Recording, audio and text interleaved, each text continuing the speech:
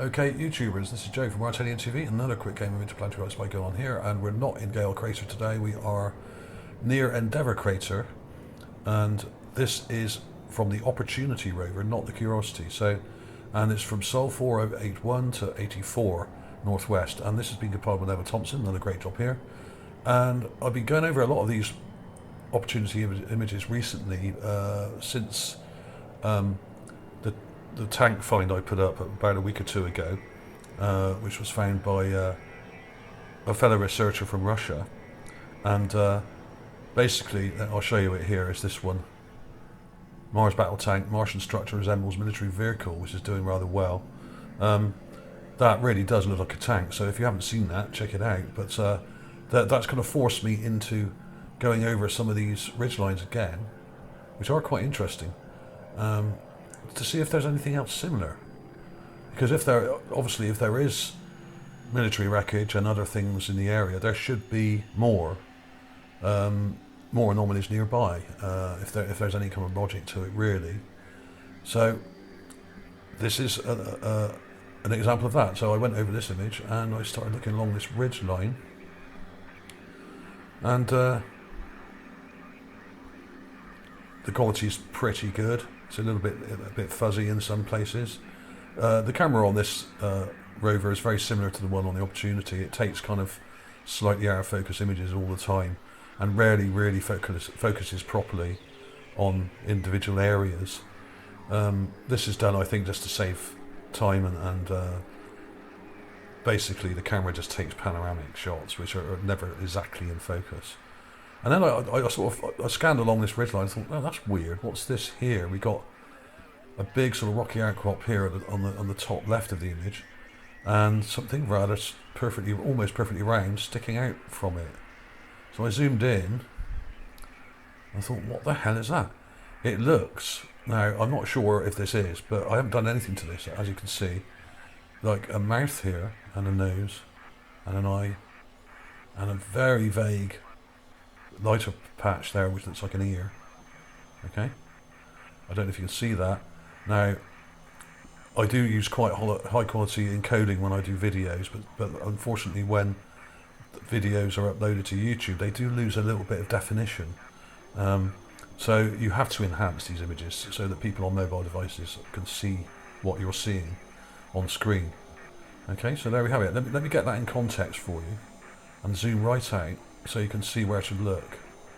So you can follow the link down below in the description and zoom straight up into this corner and have a look yourself. Yeah, there are some interesting rocks in here, but I think, like as usual, 99.9% of them are just rocks. And some of it's a bit vague. Obviously not all these photos were taken at exactly the same time. They were taken probably minutes apart or 30 seconds apart, so the light changes slightly between different parts of the image. Some of it looks a bit lighter, some a bit darker, but it's pretty good, pretty clear.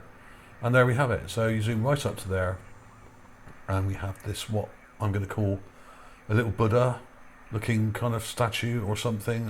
It may just be a rock with a hole in it that just happens to have a shadow where a nose and an eye would be, and an ear. But look at the shape of it, and it looks very odd the way it's behind this set of rocks here. Now all these are the same kind of luminosity along here on this ridge line, obviously, where the sun is kind of like coming down, and all kind of lit the same as you go along.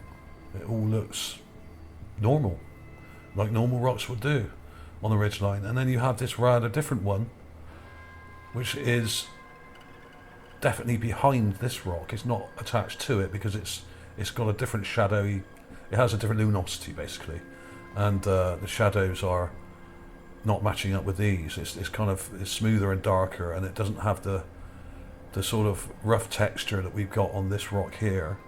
It's much smoother. Okay, so I'll show you that in my folder because I've got it already processed for you, and I'll just flick through those. I mean, this may just be a rock that just happens to be shaped like a head, that just happens to have a mouth, nose and eye kind of detail on it, but there does seem to be a lot of these on Mars, and I get trolled terribly on YouTube and on Facebook and stuff like that by people just saying it's pareidolia. It's almost like all the skeptics out there, a lot of them are professional skeptics, by the way. A lot of them are sock puppets or trolls, and they've all learnt this one word which they've been told by the mainstream media, and that is the word pareidolia. And that's the only word they seem to know. So yeah, I like to use the word pareidolia, which is basically someone who inanely uses the word pareidolia over and over again to explain anything they don't like or don't understand. Of course, basically, there are a lot of rocks on Mars that probably just do look like things and are just rocks, of course. I absolutely appreciate that. But calling everything pareidolia is non-scientific and is not helping the situation, especially when you have multiple statues like I have on my channel, and or skulls as well. Like we got a skull here and a skull here. These aren't all statues. Some of these may just be a coincidence. Some of them just may happen to look that way because of the rock broke in a certain way, but you've got this thing here. I mean, it's a perfect human shape. It's got this narrow kind of skull shape here, which this is actually, I think, a statue here, as these are, most of these are. This one is one I republished recently. This is also an opportunity image, this one here, and it's not very far from where we are looking now. But all these are Curiosity Rover images. This skull here with the eyes still intact and the teeth was found by James Tracy. Great find, that, absolutely amazing. And that was right in front of the rover, which it completely ignored. It's quite small, it's only about 4 or 5 inches across, about 4 inches. So it's not human sized, that's less than half the size of a human skull. So we can determine from these statues and specimens, if you might call them, the skulls, the morphology of the Martians. I mean, this one here basically is not human. It has humanoid features with hair. I colorized this just to highlight the face and neck, but the teeth on it are much more pronounced than human teeth. So you can determine some of the morphology of the Martians from this, and basically you even have little statuette figures like this Mars man walking, like this one here, which looks like a little statuette in the distance. That's probably only about 2 foot tall. It may just be a trick of the light. There's also this one here, this little guy in the corner up here, behind the rock. Now if this is a guy wearing a hat, he's only about 1.5 or 2 feet tall, something like that. So it could be that the Martians were very small. This one here, this is also very small. This is only probably 2 or 3 inches. Some of these are quite large. This one's large. This is, I won't go into all the sizes now. The Cyclops one here is also very large. That's about 2 foot, 1.5 to 2 feet tall. So some of these statues were big and some of them were very small. Does that mean all the Martians were very small or very big? No, probably a bit of both. So you can determine some things from these statues and things, but only a certain amount. What we need more of are actual skulls of actual Martians to look at their morphology and find out what they were like and how tall they were and that kind of thing, which is something I've been attempting to do. But to call all of this pareidolia is absolute nonsense, especially this one, which is my favourite. I think it's a great specimen here. Not specimen, statue. That's a specimen next to it, and as is that, but this is a statue, and most of these are. At least they look that way. So calling everything pareidolia is simply trying to suppress this kind of research. And if you see people doing it, call them out on it.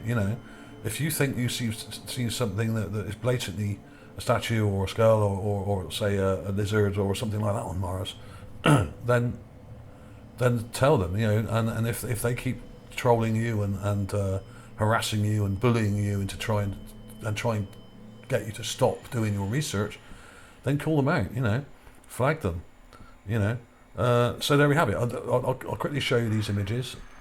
I'll put these in at the end again anyway, so you can see them. Okay, here's the basic image.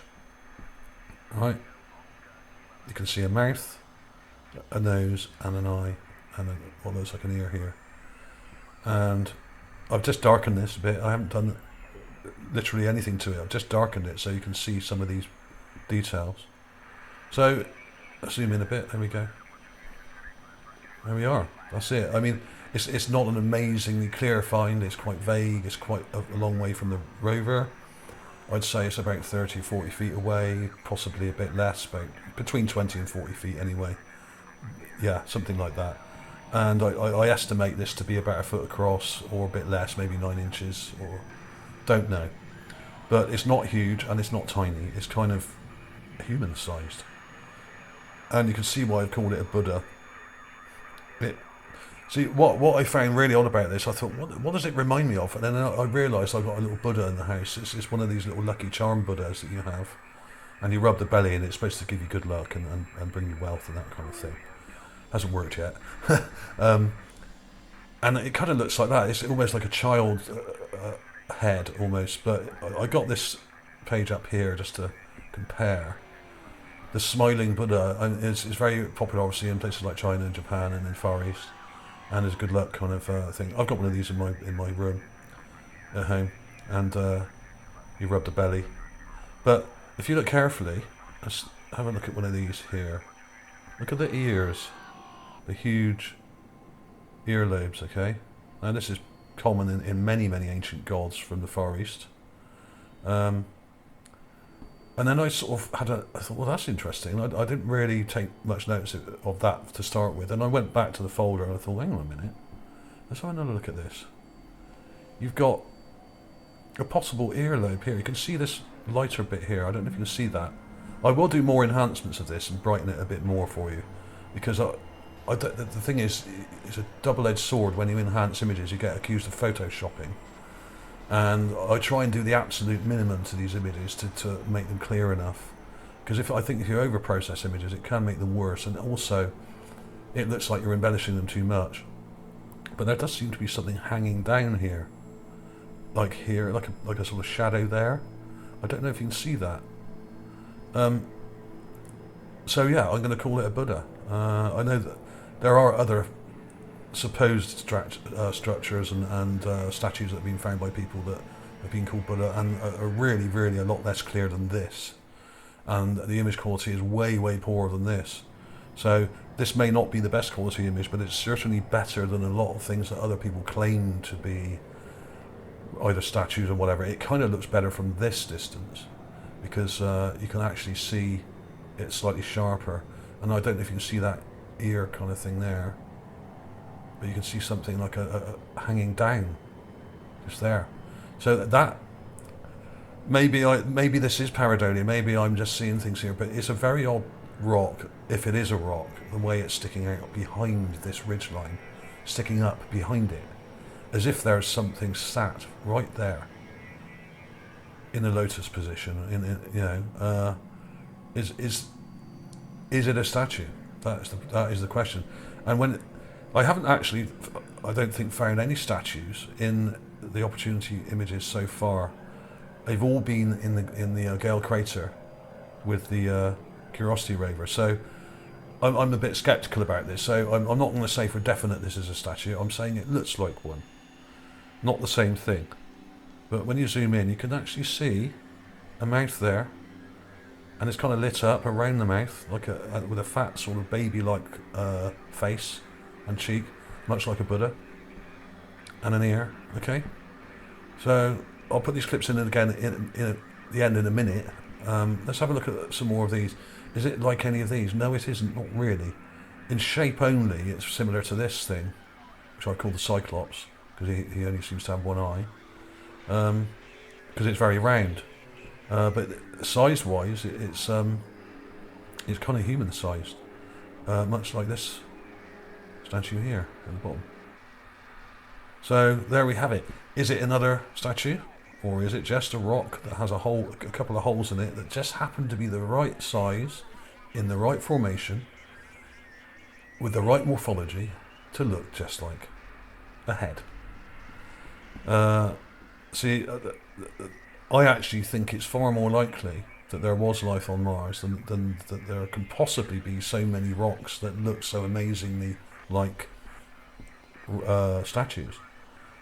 And of course, the melt zones on Mars probably have microbes living in the ice and water there.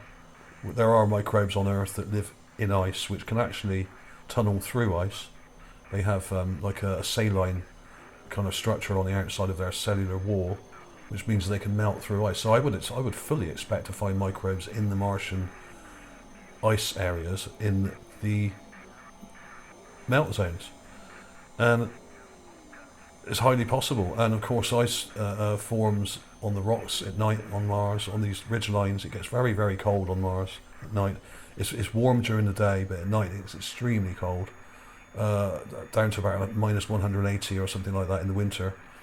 But in the daytime, it's very warm, and that's why these rocks kind of crack and fracture like they do, because obviously they're getting they're getting heated up, warm during the day, and freezing right down at night, and you get all these shards coming off. But even if you take that into account, this thing, even from this distance, looks odd. The way it's stuck up there, it looks very foreign to the actual landscape around it.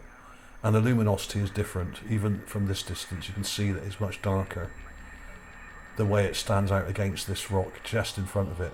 Okay, so there we have it. Is it just a rock? Could well be. I think it might just be a statue. So thank you for watching, everybody. Answers below if you think this is something else, and do let me know if you found anything on Mars. I'll quite happily publish it and give you full credit for it in the video. You never know, it may one day even end up on Ancient Aliens or one of the shows that I've been on, possibly. So leave if you want to do that, you can email me, ask for my email, or just leave a link in the below the description under the video or something. Or the best way to do it, of course, would be to go to my channel and send me a message via YouTube. Okay, so thanks for all your support, and keep the anomalies coming. There will be more, I'm sure, and don't forget to give the thumbs up, because it does really help. My channel is struggling, like many are at the moment. YouTube's gone through a bit of a hard time recently, and it's getting very difficult. And they have rearranged the way the videos are shown in the feed that you get now, and I think they're deliberately kind of trying to push some of our channels down for some reason. I don't know. Maybe that's just me being paranoid. But there we go. So, and you can also get this image on my page, which I'll get up very quickly for you now. It's this one, Mars magazine. I'll put that back in at the top of the page for you, and you can download it for free. So here we have Mars magazine. This is free to join. Anyone can join this page. If you do find anything interesting on Mars or anywhere else, like the moon perhaps, post the link on here or let me know, and I'll take a look at it. Everybody's welcome, boys and girls. They're not just guys doing this astronomy stuff now, and alien archaeology.